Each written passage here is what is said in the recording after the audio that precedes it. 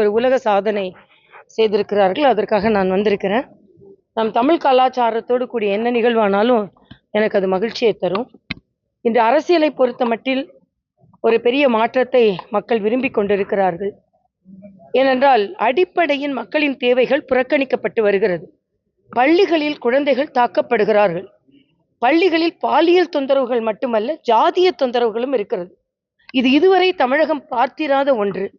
ஆக அப்படிப்பட்ட சூழ்நிலையெல்லாம் தமிழகத்தில் நிலவும் பொழுது மரியாதைக்குரிய முதலமைச்சர் அவர்கள் இந்த அடிப்படை தேவைகள், குடிக்க தண்ணீர், சரியான தண்ணீர் இல்லை.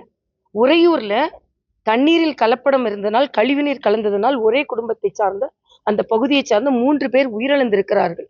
இப்படி அடிப்படையில் மக்களுக்கான தேவைகள் எவ்வளவோ இருக்கும்போது நீங்க தொகுதி வரையறையை பாருங்க, நீங்க கச்சத்தீவை பாருங்க, நீங்க மும்மொழி கொள்கையை பாருங்க என்று இன்று மக்களுக்கு நேரடியாக தேவையில்லாததை பற்றியெல்லாம் பேசிக்கொண்டு தூசி தட்டி கொண்டு எடுத்துக்கொண்டு இருக்கிறார். மக்களை புறக்கணித்து கொண்டிருக்கிறார், புறந்தள்ளி கொண்டிருக்கிறார். மக்கள் நன்றாக கவனித்துக் கொண்டிருக்கிறார்கள்.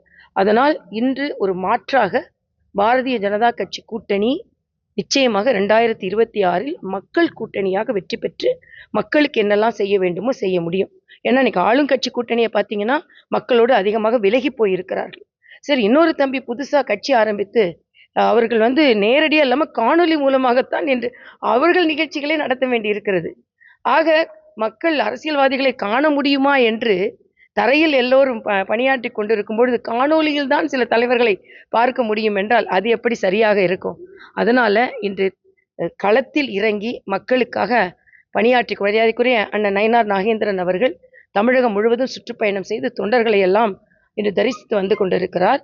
தம்பி அண்ணாமலையும் மிகச் சிறப்பாக கட்சியை வழிநடத்தி இன்று வருங்கால கட்சி நிகழ்வுகள் எல்லோரும் இணைந்து பணியாற்ற இருக்கிறோம்.